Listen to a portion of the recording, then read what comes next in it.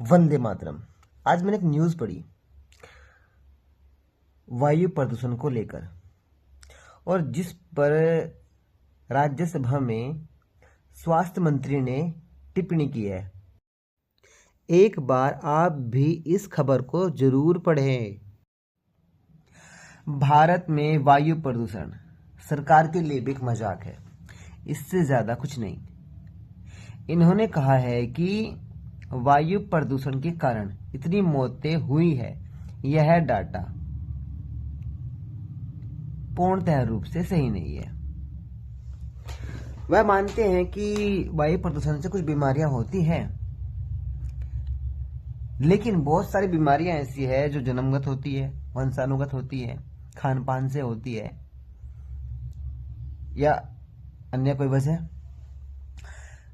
उनको सारी चीजों की खबर है कि वायु प्रदूषण के कारण कितनी बीमारियां होती है और क्या क्या नुकसान होते हैं, पर वह अपने मुंह से नहीं बताएंगे, क्योंकि वायु प्रदूषण के कारण फेफड़े तो खराब होते ही हैं, फसलें भी बर्बाद होती है, फसलों में भी जहर घुलता है।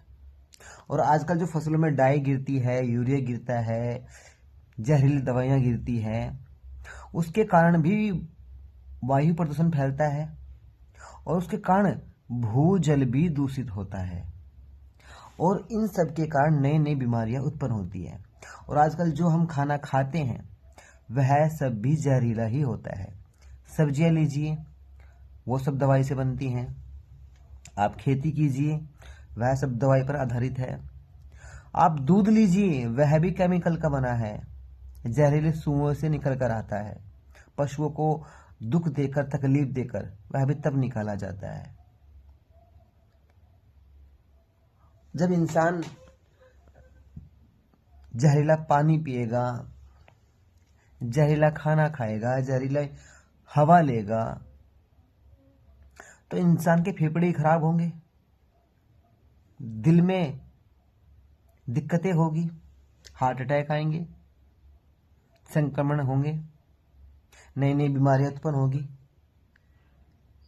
वायु प्रदूषण इस देश के लिए एक मजाक है, और दुनिया के सबसे गंदे शहर भारत के ही होते हैं। 100 में से 84, 85, 86, कभी कभी तो 90 भी पहुंच जाती है लिस्ट भारत की। तो भारत की सरकार को शर्म नहीं आती है इन चीज़ों को लेके, और नहीं भारत के लोग इन सब चीज़ों के प्रति जागरूक है। जिस देश में 25-30 लाख लोग वायु प्रदूषण के कारण मर जाते हो, और वहां पर लोग चुप है, खामोश है, इससे ज्यादा दुख की बात क्या हो सकती है। और आने वाला कल यही खामोशी इस पूरे भारत की बर्बादी का कारण बनेगी, क्योंकि यहाँ लोग सोशल मीडिया पर उल्टी सुल्टी बातों पर और अपने घरों की लड़ाई झगड़ों में इतने खोए हुए हैं कि उनको वास्तविक जो समस्या है इस देश की, उस पर कोई ध्यान नहीं है, न नई जनरेशन का न पुरानी जनरेशन का। सब अपने दुखों में, मौज मस्ती में खोए हैं। और आने वाले 5-10 साल बाद जो भारत की हालत होगी, दशा होगी, उसके बारे में किसी ने सोचा भी नहीं होगा। हम सपना देख रहे हैं कि हम 2047 में विकसित हो जाएंगे। यह सपना सपना रह जाएगा भारत का, क्योंकि 2047 तक भारत की स्थिति इतनी खराब हो जाएगी, इतनी खराब हो जाएगी कि यहाँ फसलें नहीं बचेगी, यहाँ पर जंगल नहीं बचेंगे। जो लोग किसान हैं उनको पता होगा कि अब फसलों में पैदावार घटना चालू हो गई है,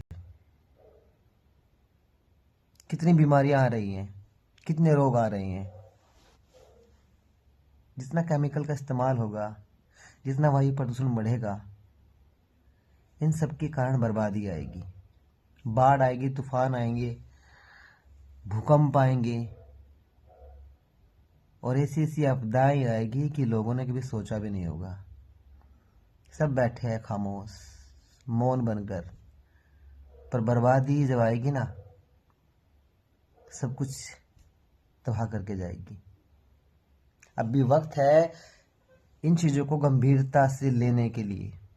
वायु प्रदूषण को लेके, भूजल को लेके, खान पान को लेके व्यक्ति जागरूक हो, और अपने राष्ट्र को बचाने का प्रयत्न करे।